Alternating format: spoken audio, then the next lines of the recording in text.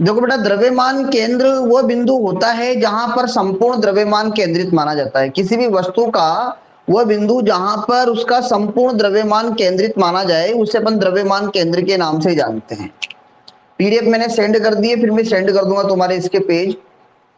और 12th में अपन page send नहीं करेंगे, डायरेक्ट लिखेंगे। 12th का प्रोसेस कुछ अलग तरीके से, क्लास भी शायद गूगल मीट पे लेंगे उसकी। देखो,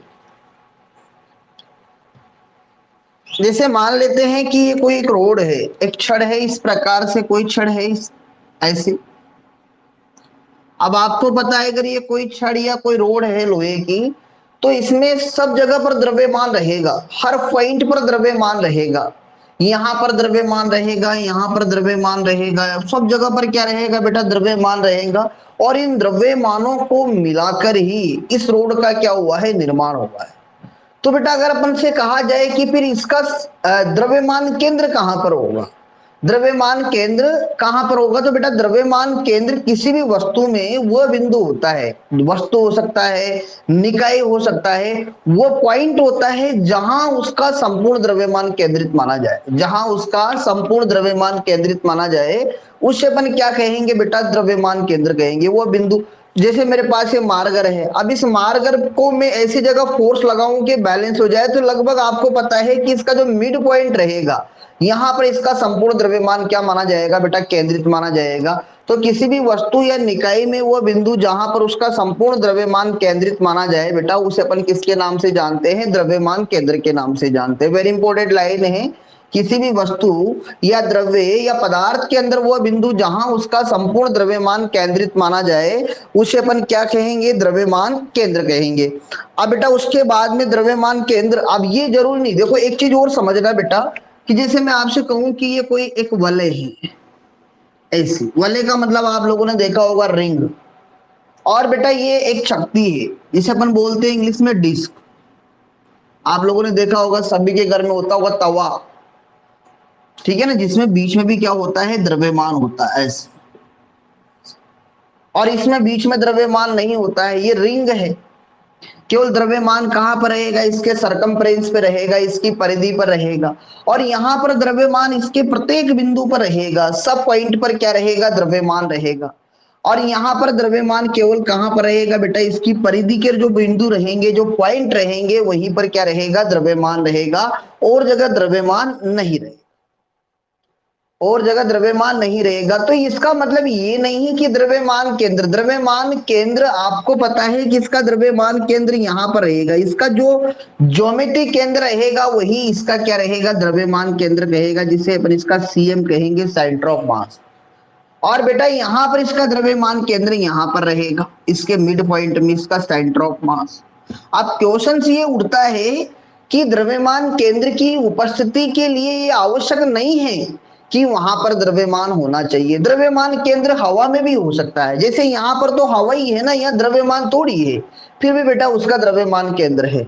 यहाँ पर आपके पास क्या है, इस प्रकार से परिधि है, सरकमफ्रेंस है, और पूरी जगह पर द्रव्यमान है। जैसे शक्ति आप लोगों ने देखा होगा, डिस्क सभी ने, जिसमें क्या होता है, एक मतलब क्या होता है, एक यू कह सकते हैं अपन एक तरह से तवा टाइप का, जिसमें हर पॉइंट पर द्रव्यमान होता है, जिसका द्रव्यमान केंद्र द्रव्यमान में उपस्थित होता है और इसका द्रव्यमान केंद्र हवा में उपस्थित होता है। तो यहाँ पर एक इंपॉर्टेंट पॉइंट उठता है कि द्रव्यमान केंद्र की उपस्थिति के लिए आवश्यक नहीं है, द्रव्यमान केंद्र की उपस्थिति के लिए आवश्यक नहीं है कि वहां द्रव्यमान हो।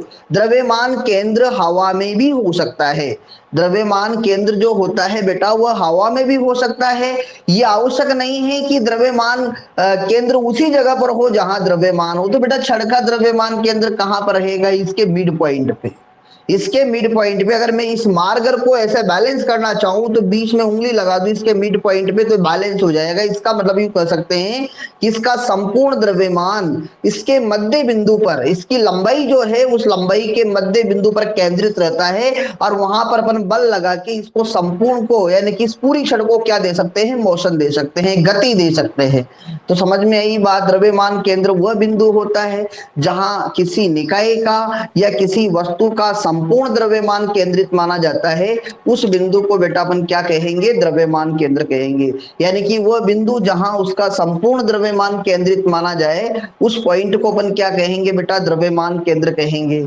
और द्रव्यमान केंद्र की उपस्थिति के लिए आवश्यक नहीं है कि बेटा वहां पर द्रव्यमान अर्थात यूं कह सकते हैं कि द्रव्यमान केंद्र की उपस्थिति द्रव्यमान वितरण पर निर्भर नहीं करती है कि भाई द्रव्यमान वितरण पर निर्भर करती है, लेकिन इस बात पर निर्भर नहीं करती है कि द्रव्यमान केंद्र जहां हो वहां द्रव्यमान हो, या ऐसा कुछ नहीं। द्रव्यमान केंद्र द्रव्य में भी हो सकता है और द्रव्यमान केंद्र हवा में भी हो सकता है। वेरी इंपॉर्टेंट लाइन यही है कि द्रव्यमान केंद्र द्रव्य में हो सकता है और द्रव्यमान केंद्र हवा में भी हो सकता है। आपसे ऐसा पूछ ले कि ऐसा कैसे होता है, तो आप कह सकते हो कि एक रिंग जो होती है, एक वलय जो होती है, उसका द्रव्यमान केंद्र हवा में होता है, जबकि बेटा एक शक्ति जो होती है उसका द्रव्यमान केंद्र होता तो वही है, इसका भी सेंटर और इसका भी सेंटर है, बट इसका द्रव्यमान केंद्र द्रव्य में उपस्थित होता है, इसका द्रव्यमान केंद्र हवा में उपस्थित होता है। देखो अब बात करते हैं कि कोई ऐसा निकाय है बेटा, कोई ऐसा निकाय है जिसमें n द्रव्यमान है, कोई ऐसा निकाय है जिसमें क्या है बेटा, n द्रव्यमान है, और आपसे कहा जाता है कि उसके द्रव्यमान केंद्र की स्थिति बताओ। कोई ऐसा निकाय है जिसमें बेटा n द्रव्यमान है, स्मॉल n द्रव्यमान है, और आपसे कहा है कि द्रव्यमान केंद्र की स्थिति बताओ। जैसे मान लेते हैं कि इस प्रकार से कोई त्रिविम बना लेता हूं, ये x अक्ष, ये y अक्ष से बेटा, और ये z अक्ष ऐसा, और ये है मूल ऐसा, और एक निकाय है जो बेटा त्रिविम में है, ऐसा कोई एक निकाय है, ऐसा कोई अनियमित आकार का एक निकाय है, ठीक है ना। और आपसे कहा है कि इस निकाय में स्मॉल n द्रव्यमान है, इस निकाय में क्या है बेटा, स्मॉल n द्रव्यमान है। मैं ये मान लेता हूं कि बेटा यहाँ m1 द्रव्यमान है इस पॉइंट पर, यहाँ मान लिया अपन ने m2 द्रव्यमान है, और यहाँ पर मान लिया अपन ने कि सपोज करो m3 द्रव्यमान है, और सिमिलरली इसी प्रकार यहाँ पर मान लेते हैं कि mn द्रव्यमान, यहाँ पर अपन ने क्या मान लिया, इस पॉइंट पर mn द्रव्यमान, ठीक है ना। ऐसे बहुत सारे द्रव्यमान हैं। अच्छा अगर आपसे कहा जाए कि इसकी पोजीशन क्या है, तो बेटा इसकी पोजीशन रहेगी यहां से, तो अपन लिख देंगे r1 वेक्टर, r1 इसकी पोजीशन, इसकी पोजीशन लिखेंगे तो बेटा वो हो जाएगी r2, इनकी पोजीशन लिख देंगे। अच्छा बेटा इसकी पोजीशन लिखेंगे, इस पॉइंट की कितनी दूरी है यहां से, तो ये है जे बेटा r3, और बेटा इसकी पोजीशन लिखेंगे तो ये है आपके पास rn, इस प्रकार से। अब बेटा आपको पता है कि इस द्रव्यमान में भी वेट होता है, तो अगर मैं बात करूं तो बेटा इसका m1g बल नीचे लगेगा भार, इसका जो रहेगा वो नीचे होगा m2g बल भार बल, इसकी बात करें तो इसका नीचे होगा m3g, और बेटा इसकी बात करें तो इसका इधर होगा mng, ये इनके भार बल रहेंगे। अब अगर मैं यूं कह देता हूं कि इसका द्रव्यमान केंद्र जो है वो सपोज करो मान लो यहां पर है इस जगह, और इसकी जो पोजीशन है यहां से वो मान ली मैंने कितनी है बेटा, इसकी पोजीशंस को मैं लिखता हूं तो ये है बेटा RCM, और बेटा यहाँ पर इसका संपूर्ण द्रव्यमान केंद्रित माना जाता है RCM। तो बेटा ये जो RCM पोजीशन होगी, यानी कि इसके द्रव्यमान केंद्र की जो स्थिति होगी उसको अपन लिख देंगे RCM, RCM वेक्टर, भाई इसकी पोजीशन क्या है, RCM वेक्टर में अपन क्या लिखेंगे, M1 लिखेंगे, और R1 वेक्टर पहले की पोजीशन, फिर बेटा M2, और ये हो जाएगा R2 वेक्टर ऐसे, फिर बेटा M3, और ये हो जाएगा बेटा R3 vector, dash dash dash MN, और ये हो जाएगा बेटा RN वेक्टर, डिवाइड बाई हो जाएगा सम ऑफ मास, यानी कि इस निकाय का संपूर्ण द्रव्यमान। तो बेटा इस निकाय का संपूर्ण द्रव्यमान है m1 plus m2 plus m3 dash dash dash क्या लिख देंगे बेटा, एम एन। ये इसका क्या हो जाएगा, संपूर्ण द्रव्यमान। और अगर अपन चाहे तो इसको ऐसे भी लिख सकते हैं कि आर सी एम वेक्टर बराबर, एक और तरीका होता है कि सम ऑफ एम आई, और ये हो गया बेटा are I vector, divide by are I start from 1 से कहां तक, एन तक। इसी प्रकार यहां पर भी लिख देंगे एम आई और I start from 1 to N. एक ये भी तरीका होता है। इस प्रकार से भी आप द्रव्यमान केंद्र को लिख सकते हो। इसमें ये होता है कि पहले आप आई की जगह 1 रखोगे तो m1 आ जाएगा, फिर आई की जगह 2 रखोगे तो m2 आ जाएगा। और ये जो चिन्ह है ऐसा, जो मैंने m को यहाँ 90 डिग्री पे घुमा रखा है, इस चिन्ह का मतलब होता है सभी को जोड़ दो, सम कर दो। समेशन बोलते हैं इसको, सम ऑफ। तो यानी कि जितने भी हैं ऐसे पॉइंट बनते जाएंगे। आई की जगह 1 रखोगे तो m1 r1 आ जाएगा, आई की जगह 2 रखोगे तो m2 r2 आ जाएगा, आई की जगह 3 रखेंगे तो m3 r3 आ जाएंगे। और फिर सभी को क्या कर देंगे, जोड़ देंगे, तो बेटा आपको क्या मिल जाएगा, टोटल। इस प्रकार से मिला के लिख दो। तो यही बात, इसको आप चाहो तो ऐसे लिखो या इसको ऐसे लिखो, बात एक ही होती है। ये थोड़ा बड़ा रूप है और ये थोड़ा छोटा रूप है। जैसे आप लोगों ने 10th क्लास में लिखा होगा, माध्य निकाला होगा, तो वही बात आती है कि राशियों का योग बटा राशियों की संख्या। ठीक है ना। तो यहां पर क्या है कि पहला द्रव्यमान और इसकी पोजीशन कितनी है निकाय में, फिर दूसरा द्रव्यमान और इसकी पोजीशन कितनी कितनी स्थिति पर है, तीसरा द्रव्यमान, सभी की पोजीशन और द्रव्यमान का मल्टीप्लाई करके सम कर दो, डिवाइड बाई उस निकाय में कितना मास है, कितना द्रव्यमान है, उसका भाग दे दो। उस निकाय में कितना द्रव्यमान है उसका भाग दे दो, तो आपको क्या मिल जाएगा, द्रव्यमान केंद्र मिल जाएगा। अब अगर कभी कभी बात आती कि कोऑर्डिनेट बताओ, निर्देशांक क्या रहेंगे। अच्छा बेटा, ये आरसीएम वेक्टर है, तो आरसीएम वेक्टर को आप चाहो तो ऐसे लिख सकते हो, एक्सीएम वेक्टर आई के,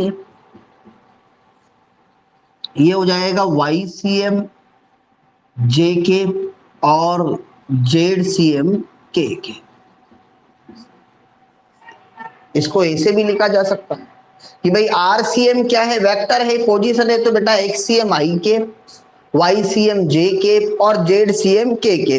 अब आपसे पूछा जाए कि आरसीएम बताओ, तो यहां पर अपन चाहे तो आरसीएम, आरसीएम तो ये हो ही गया। अब अगर आरसीएम यहां पर लिखना चाहे तो अपन यूं कह सकते हैं कि आरसीएम वेक्टर बराबर m1, देखो थोड़ा बड़ा रूप है, और r1 को अपन क्या लिख देंगे, r1 को लिख देंगे x1 आई के, y1 जे के, z1 के प्लस, फिर हो जाएगा m2 x2 आई के, y2 जे के और z2 के।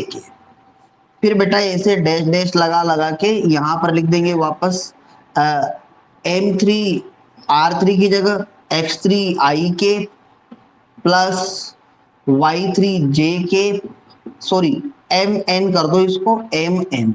तो बेटा यहां पर भी एन और यहां पर भी क्या आ जाएगा, एन आ जाएगा, और ये हो जाएगा जेड एन के। Divide by sum of mass, divide by sum of mass की टोटल द्रव्यमान कितना है। तो बेटा यहां पर m1 plus m2 plus dash dash dash क्या कर दो, m।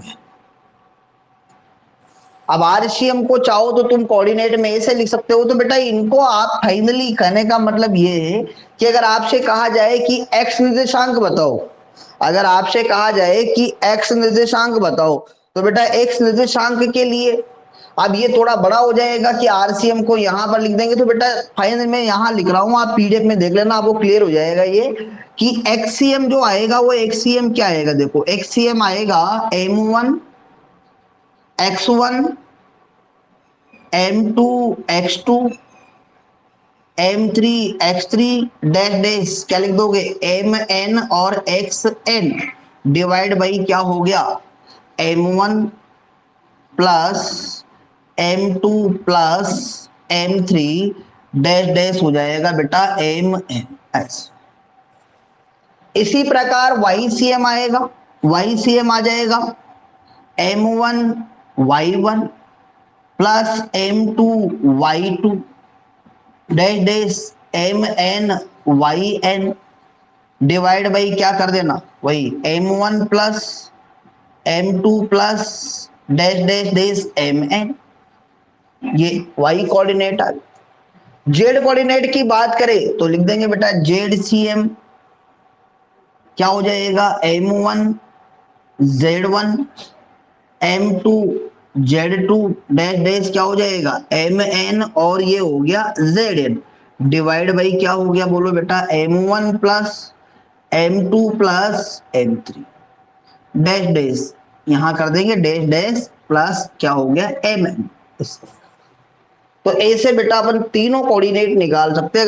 अगर आपको निर्देशांक दे रखे हो तो उससे भी अपन द्रव्यमान केंद्र की क्या कर सकते हैं, गणना कर सकते हैं। तो ये थोड़ा सा जो काम है आप एक बार पढ़ोगे आपको बहुत अच्छी तरह समझ में आ जाएगा, ज्यादा दिक्कत नहीं आएगी इसमें, ठीक है ना। बहुत आसान है, थोड़ा सा पढ़ लेना, क्योंकि बेटा 12वीं में थोड़ी सी आ जाते हैं, इससे संबंधित कुछ चीजें पूछ ली जाती है। तो ये कैलकुलेट करना आप लोगों को आएगा नहीं आएगा बोलो बेटा। द्रव्यमान केंद्र क्या होता है, पहली बात तो द्रव्यमान केंद्र वह बिंदु होता है जहां पर किसी निकाय या वस्तु का संपूर्ण द्रव्यमान केंद्रित माना जाता है। अगर किसी निकाय में अगर n द्रव्यमान हो तो द्रव्यमान केंद्र किस प्रकार से गणना करोगे, तो फिर वहां पर अपन इस वाले फॉर्मूले का क्या करेंगे, उपयोग करेंगे। आ जाएगा बेटा yes or no। क्वेश्चन लेते हैं, एक दो क्वेश्चन बताता हूं मैं आप लोगों को।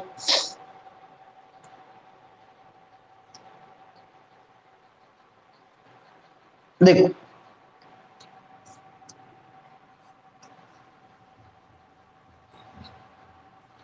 बेटा एक निकाय है और निकाय है समबाहु त्रिभुजाकार और उसके तीनों शीर्षों पर समान द्रव्यमान रखे हुए हैं। उसके तीनों शीर्षों पर समान द्रव्यमान रखे हुए हैं। आपसे कहा जाता है कि उसका द्रव्यमान केंद्र कहाँ रहेगा, उसका द्रव्यमान केंद्र कहाँ रहेगा। एक समबाहु त्रिभुजाकार निकाय है और उसके तीनों शीर्षों पर समान द्रव्यमान रखे हुए हैं, तो आपसे पूछा जाएगा कि उसका द्रव्यमान केंद्र कहाँ और होगा, उसकी स्थिति क्या होगी। मान लेते हैं बेटा इस प्रकार का एक निकाय है समबाहु त्रिभुज, यहां पर भी m द्रव्यमान रखा हुआ है, यहां पर भी m द्रव्यमान है और यहां पर भी m द्रव्यमान, और कहा है कि इसकी जो एक साइड है वो स्मॉल a है। एक साइड क्या है, स्मॉल a है। आपसे कहा है कि इसके द्रव्यमान केंद्र की स्थिति क्या होगी, द्रव्यमान केंद्र की स्थिति बतानी है। तो बेटा इसके लिए अपन क्या करेंगे, पहले तो बनाएंगे एक्स अक्ष, क्योंकि त्रिभुज जो होते हैं वो 2D में होते हैं। तो बेटा मान लेते हैं कि मैंने कहा कि ये क्या हो गया, एक्स अक्ष हो गया, और बेटा ये हो गया आपके वाई अक्ष। एक एक्स अक्ष कर दो और एक वाई अक्ष कर दो। एक एक्स अक्ष हो गया और एक क्या हो गया, वाई अक्ष हो गया। अब एक एक्स अक्ष हो गया और एक क्या हो गया बेटा, वाई अक्ष हो गया। अब आपसे कहा है कि द्रव्यमान केंद्र की स्थिति बताओ कि भाई द्रव्यमान केंद्र कहां पर होगा। तो मान लेते हैं कि ये वाला जो पॉइंट है ये मैं कह देता हूं कि इसका द्रव्यमान केंद्र है। यहां पर अपन कह देंगे कि इसके जो कोऑर्डिनेट है वो होंगे XCM निर्देशांक और इसके रहेंगे YCM। XCM और YCM मान लेते हैं, एक को XCM मान लेंगे और एक को YCM मान लेंगे। भाई इसके जो निर्देशांक होंगे द्रव्यमान केंद्र के, एक को XCM मान लो और एक को क्या मान लो बेटा, YCM मान लो। इसके फॉर्मूले मैंने आपको बताए रखे हैं। अच्छा बेटा ये मूल बिंदु है तो इसका कोऑर्डिनेट क्या होगा, 0 0 मूल बिंदु। अच्छा इसमें यहां इसकी एक साइड A है तो बेटा इसका ये वाला कोऑर्डिनेट A और ये क्या हो गया 0, Y में है A और 0। अब बात आई कि इसका ये वाला कोऑर्डिनेट, तो बेटा ये तो हो गया इसका मध्य बिंदु, तो x निर्देशांक तो क्या हो गया इसका a/2, लेकिन y निर्देशांक कितना होगा, y निर्देशांक कितना होगा। तो बेटा आपको पता है कि समबाहु त्रिभुज की जो माध्यिका होती है, समबाहु त्रिभुज की जो माध्यिका होती है, तो बेटा समबाहु त्रिभुज की जो माध्यिका है वो होती है √3/2। ये हो गया बेटा इसका y कोऑर्डिनेट। इसकी यहां से यहां तक की ऊंचाई। तो बेटा ये कितनी होती है, √3/2 इंटू क्या हो गई, ए समबाहु त्रिभुज की क्या हो गई, माध्यिक। अब आप आराम से तीनों के निर्देशांक आ गए। अब आप आराम से क्या निकाल सकते हो, द्रव्यमान केंद्र की स्थिति। अब जैसे मान लो आपको एक्सीएम निकालना है, तो यहां लिखेंगे एक्सीएम। फिर बेटा कितने निर्देशांक है, 3 है, तो यहां लिख देंगे M1, X1, M2, X2, M3, X3 divide by क्या हो जाएगा, M1 प्लस M2 प्लस क्या हो गया, M3। ऐसा सूत्र लगाते हैं। अच्छा M1, तो M1 तीनों जगह समान द्रव्यमान है, M तो M आ जाएगा। X1 इसका ये वाला निर्देशांक क्या है, X निर्देशांक 0 है, तो यहां लिख देंगे बेटा 0 प्लस M2, M2 भी क्या है बेटा, M है। निर्देशांक क्या है इसका, X का निर्देशांक A है, तो यहां लिख देंगे बेटा ये A प्लस इधर आए तो यहां पर क्या है, M द्रव्यमान है और डिस्टेंस के X निर्देशांक कितना है, A/2 डिवाइड बाई तीनों मास को जोड़ना है, तो बेटा ये M plus M plus M तीनों को क्या कर देंगे, ऐड कर देंगे। अच्छा सोल्व करेंगे तो बेटा ये तो 0 हो ही जाएगा, MA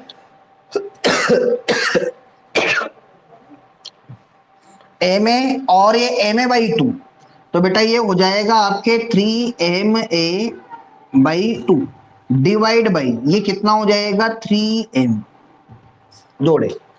आप देखो यहां से 3M से 3M कैंसल्ड हो जाएगा, तो यहां पर क्या आया, XCM A/2, यानी कि X निर्देशांक कितना आ गया आपके पास, A/2 आ गया।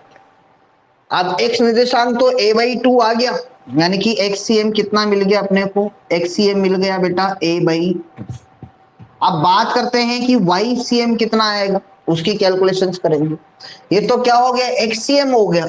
आप किसकी गणना करनी है, YCM की। तो YCM कितना होगा, तो उसके लिए भी फॉर्मूला लगाएंगे।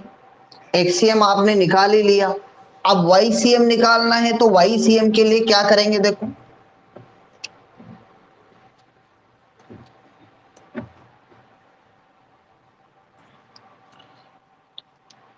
YCM।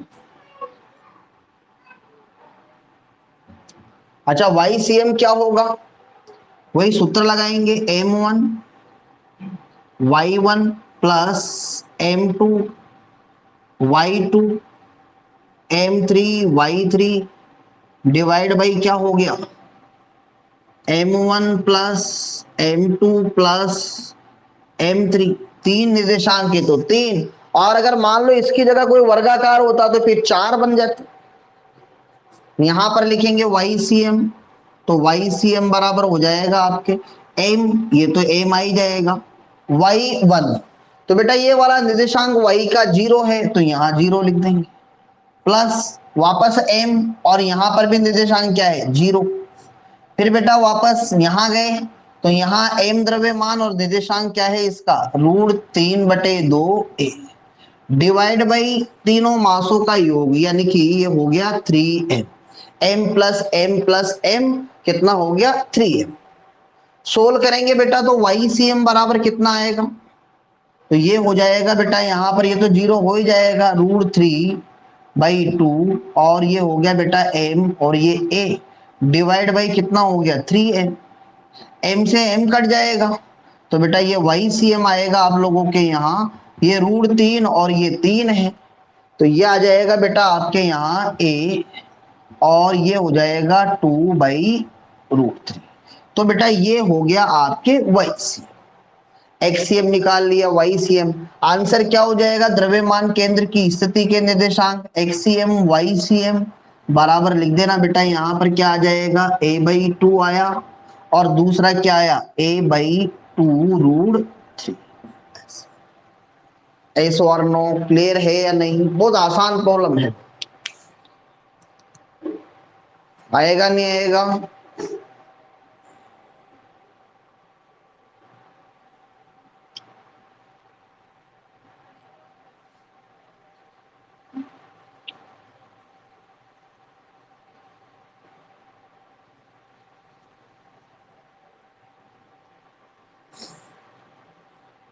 √3/2 कैसे आया? बेटा ये माध्यिका है ना, त्रिभुज की जो माध्यिका होती है, देखो सुनो बताता हूं।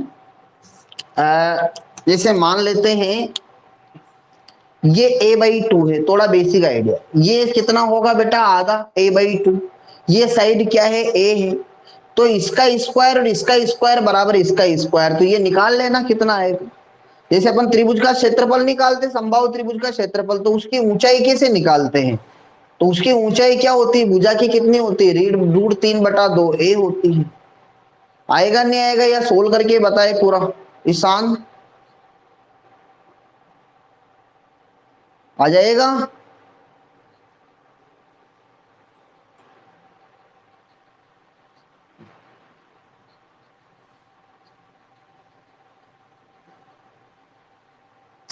समबाहु त्रिभुज की माध्यिका बेटा भुजा की √3/2 गुना होती है, ये ध्यान रहे। एक प्रॉब्लम हो रहे, ये मैं आप लोगों के ऊपर छोड़ रहा हूं, इसको आप खुद करना।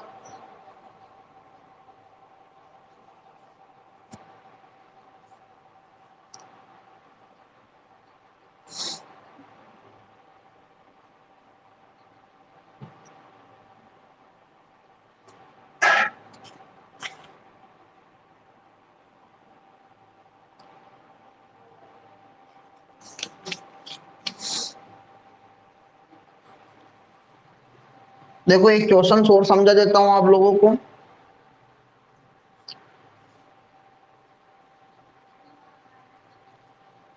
वर्ग वाला क्वेश्चन तो आप करके देखना, आ जाएगा, आप कोशिश करना, नहीं आए तो फिर कल बता देंगे क्लास में।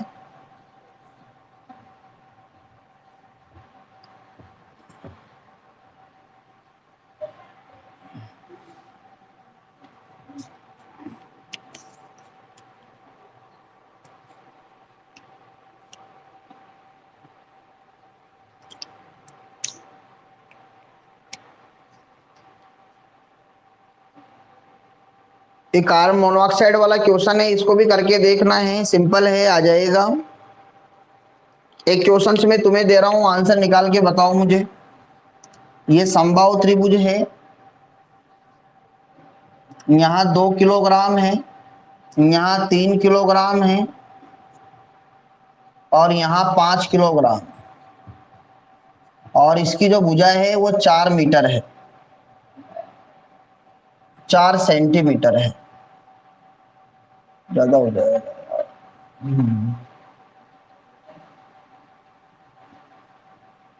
2 मीटर, ऐसे 2 मीटर है।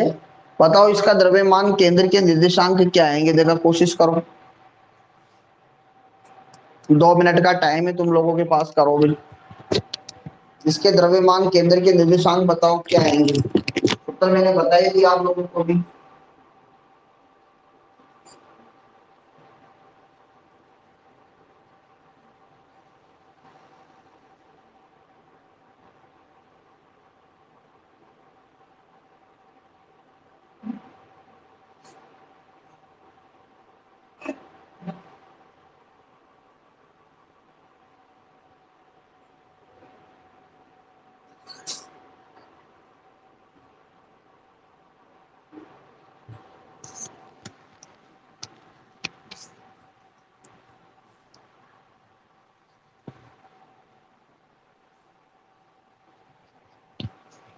कर रहे हो या मैं बताऊं?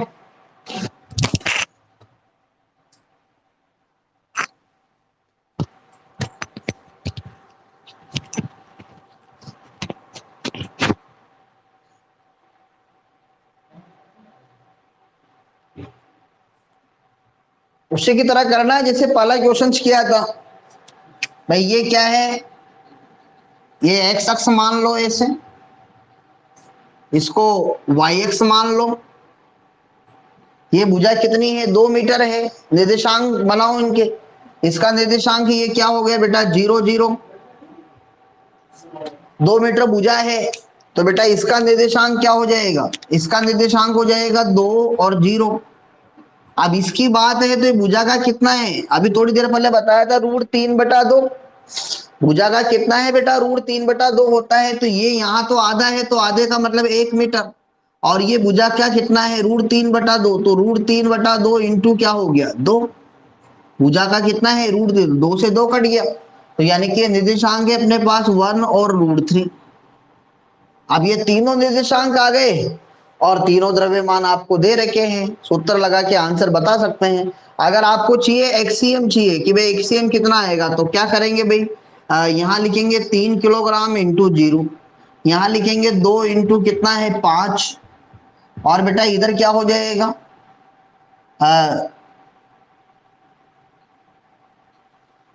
2 इंटू 1 और डिवाइड बाई कितना हो गया टोटल 10।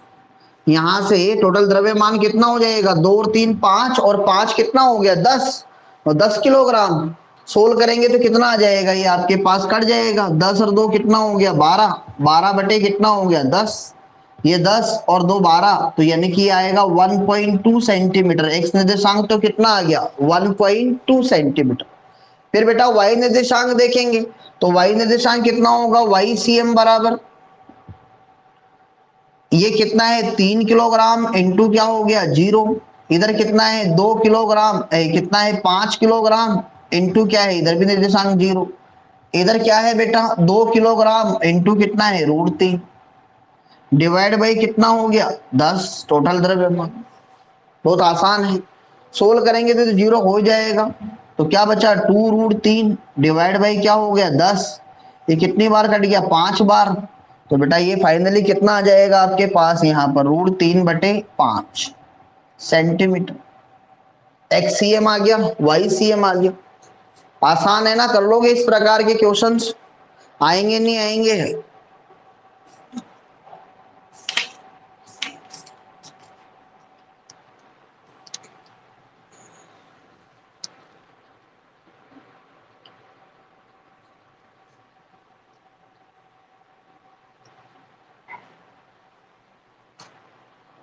अब मैं आज तुम्हें केवल द्रव्यमान केंद्र के जो सममित वितरण द्रव्यमान वाले हैं उनको अपन कल से स्टार्ट करेंगे, ठीक है ना। कल क्लास का जो टाइम रहेगा तुम्हारे वो यही रहेगा, ठीक है ना।